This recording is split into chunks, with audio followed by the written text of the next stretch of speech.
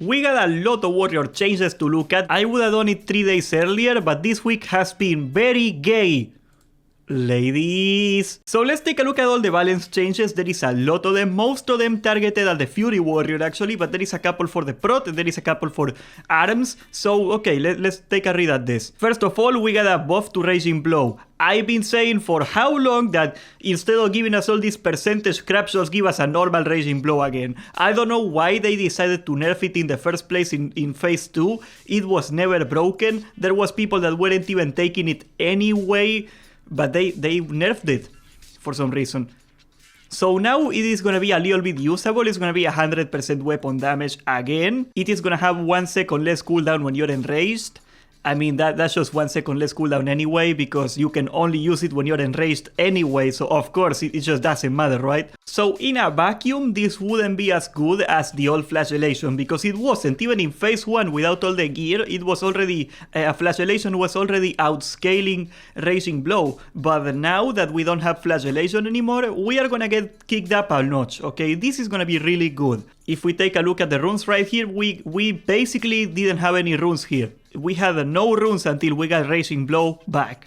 So this is a good buff. Raging Blow was so bad that a lot of people were theorizing that it was a waste of a global, okay? Raging Blow is free and it was still not worth doing. That's how bad it is. So now it is actually the same as a slam, but with no rage cost. All things equal, this is a huge buff for the Arms Warrior, because the Arms Warrior is the one that needs Raging Blow the most, because it is the one that needs the most rage. It has a lot of rage issues that Fury is probably not gonna have anymore after we take a look at the new changes. But of course, Fury is gonna like this change too, because they are also missing a freaking rune. I guess Blood Frenzy is fine, but this is obviously a lot better. Very well, the next change is that Consumed by Rage is gonna make Whirlwind strike with both equipped weapons. Now this is a very dangerous change. This right here is really scary. Now, on the one part, I am very happy that Consumed by Rage is actually a rune again. They put something on it again. The tooltip was freaking empty. And all things equal, nobody was really using Whirlwind in Fury. Like, if they always prioritize Bloodthirst, because Bloodthirst scales a lot better. But let's run a few numbers here. Now, sadly, I do not know exactly what weapons we're going to be using as Fury in Tier 1. But we can take a look at the ones that they leaked. And for example, this one right here, 290, super slow weapon. That's exactly what you want with this Whirlwind. Let's assume we get 2 similar weapons. This is how it's gonna work. Whirlwind is gonna stay a scale of weapon damage. So in the case of dual wield, that's gonna be actually your attack power. We're gonna call it X. We divide it by 14 and we multiply it by the weapon speed. In this case, it's gonna be 2.9. That's gonna be your attack power scaling of your main hand. But now, we gotta keep in mind that we also have an offhand. Now, the offhand is gonna do half damage, except when you get the Talent of Fury. If you take dual wield specialization, you're gonna be doing 25% more damage. So your offhand is actually gonna be doing 62.5% damage. That's very important. So we're gonna add up now the offhand damage, which is the same number, but we're gonna multiply it by 0.625 because it's 62.5%. So we get this funny fraction here, okay, doesn't matter. What you gotta know is that this number is 33% attack power scaling. This doesn't even take into account the fact that your weapon has base damage, so that's gonna be like another like 400 damage more or less that you're gonna be getting out of each weapon. Actually a little less because of the multiplier, but still lot of damage that you get from the weapon itself before attack power. And the reason that I think it's gonna be super busted is because we're gonna compare it to the Arms, okay? Arms is the one that's supposed to hit a lot with weapon damage because they got the big weapon. But actually, if you do the math, if you got a 4-speed weapon, the slowest weapon in the game, okay, we're talking the best possible scaling for Arms, your Whirlwind is gonna do 28% damage. So right now, Fury is gonna hit harder on Whirlwind than Arms. Honestly, this is like gonna be a problem for PvP too maybe, because what if you go Arms, but you go dual wield Arms, and you can get the Consumed by Rage, you know, so you can move faster and you're like faster moving and you still do a ton of damage anyway. Honestly, I would have much rather made it like a different ability, made it like a button that said like, this is gonna be Whirlwind 2 and it's gonna be only your offhand and it doesn't cost any rage.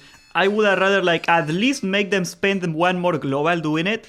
that would be balanced. This is not gonna be balanced. So Fury is completely bonkers, and that's not even it, because now Blood Surge is also gonna do slam with both weapons, so your slam is also gonna scale with 33%. Why the hell would somebody play arms? Why, like, arms is over. Like, arms would need something insane to compete with this thing now. So the same math, the same scaling applies to slam now, because it's both weapons, 33% with a 2.9 weapon speed.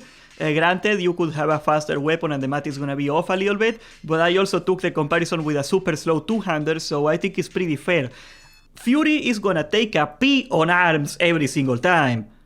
Fury was already scaling better than arms because Bloodthirst is better than arms. Mortal Strike cannot compete with Bloodthirst, it's not designed to compete with Bloodthirst, so yes, two-handed Fury is gonna be over. They took away all the things that would make two-handed Fury better than normal Fury, which was the weapon scaling on things like overpower and whatnot. That thing is entirely over now, so yeah, I think Fury is gonna be the way to go, period. Now, because I know we're gonna get this question at some point, I wanna diffuse it as fast as possible. Will dual wield tanking be a thing after these changes? No. Devastate is just too good.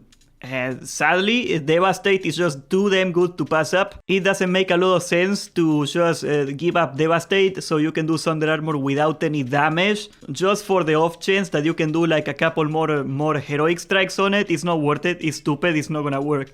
Maybe like the top raiders in the planet, we're talking like the best gear in the game, the most consumables, everything. Those guys might find a way to barely hold aggro so they can get an amazing parse. But that's not gonna be you. That's not gonna be almost anybody. That's not gonna work. The other change in here is that Endless Rage is gonna be moved to the head slot. So Endless Rage, as you guys know, it is 25% more rage. I love that rune, and the reasoning they gave was actually pretty solid for this change. It is basically that nobody takes Endless Rage because there is a lot better runes in the slot, and at the same time the head slot is only tanking runes, so it is pretty much useless. So this way, this is another gigantic buff for Dual Wield Fury right here, 25% more rage for them. They weren't even starving rage, they didn't even have rage issues that much as two-handed, but now they are beyond bonkers too. Now, would I take Endless Rage over Taste for Blood if I were a two-handed warrior? No, because Taste for Blood is a guaranteed crit. It's gonna keep up my dots up, you know, the deep wounds and whatnot. As a matter of fact, I think at some point, Dual Wield Fury people are gonna go back to Taste for Blood, because if you get insane damage and you're rage capping anyway, you're not gonna need extra rage. I think this is gonna be more of an equalizer, so like the warriors that do not have a lot of gear are gonna be doing a similar amount of globals, a similar amount of abilities per minute as a guy with a lot of gear. I like this change. I think this change so far is the only change that I would consider reasonable. Yeah, I wish they would do more of this. Do not give them damage, okay? It's not a damage problem, just give them rage. I mean, Agrend, okay, guys at Blizzard, guys, I know you don't want to work very hard. I'm gonna do your work for you. I'm gonna give you a way to do your job 20 times easier with the warrior. Instead of finding a balance between giving people more damage and making rage work, what you wanna do is give them a bunch of rage. Make this rune, okay? We're gonna call this rune Endless Rage 2.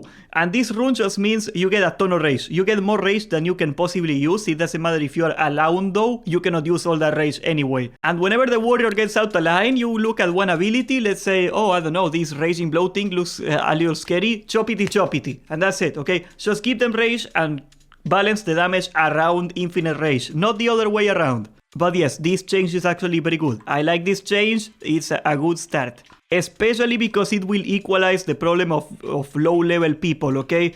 It sucks that you're like a low-level warrior, a low-gear warrior, and you know that the guy next to you that has all the gear, he can do a lot more abilities than you. Meanwhile, you gotta wait like 3 seconds in between buttons. It feels like crap. Even if the damage difference is insane, right? Even if there is a lot of damage gap between the guy with insane gear and you, like just being able to do the same amount of rotation, you know, the same amount of fun. That's what we want. I don't think a lot of people are proposing that all of a sudden the warrior needs to like not be a gear dependent class. It is just that you don't get to play any other class if you don't have any gear, and that's the part that is not fun. Finally, we got one tiny change over here. Okay, the warrior is gonna gain additional damage on Thunderclap, equal to 5% of attack power.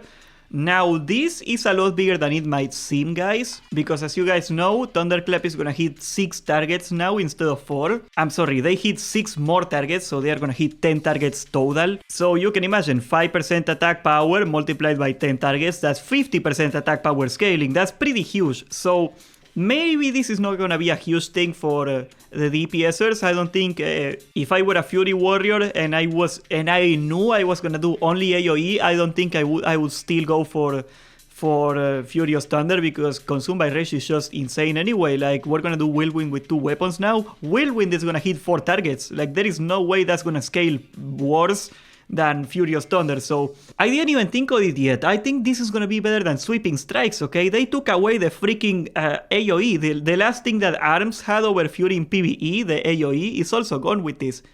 It's not gonna work anymore. But yeah, this is a good buff for the Prot Warrior. That's who this is aimed at, basically. I can live with that. I mean, any AoE for the Warrior is gonna make it a lot easier to play, and maybe not for an organized guild where they are CCing mobs, where they are kiting the trash, they are slowing down the mobs and all that stuff. It doesn't really matter how good the tanks is, because if you're in a good guild, you're not taking damage from the trash anyway. But for the low-level guilds, you know, like the less organized, the Pogs, all those people, having a warrior that can hold aggro a little better is gonna be really good. Not a huge change, but a pretty good change. Overall, Fury is beyond bonkers. I think the warrior is absolutely broken. We're gonna destroy everything. So what do I always tell you? What do I always tell you, people? Complain! Complain on the forums until your class becomes the most broken in the game. What up, homeboys? I'm gonna teach you how to do preparation for SoD Phase 4. First of all, you're gonna log into the forums and you're gonna complain until they buff your class. That's it. Don't farm anything, do not do anything else. You don't need to, that's your one preparation. You wanna get something done before Phase 4, complain in the forums. Hunters, I know you're mad. Priests, I know you're mad. Now you can sit there and whine and moan, or you can actually go out there and whine and moan on the forums, and that's how you get change done in life. We live in the world, guys, where change is in your hands. You gotta be the change you wanna see other people do for you in the world, so you better go complain on the forums because they are listening. Now, for me particularly, I'm gonna keep complaining, not because I think we need more buffs, but just because I know they're gonna buff me if I complain, so what kind of idiot wouldn't do that? Subscribe, join the Discord, and thank you for watching!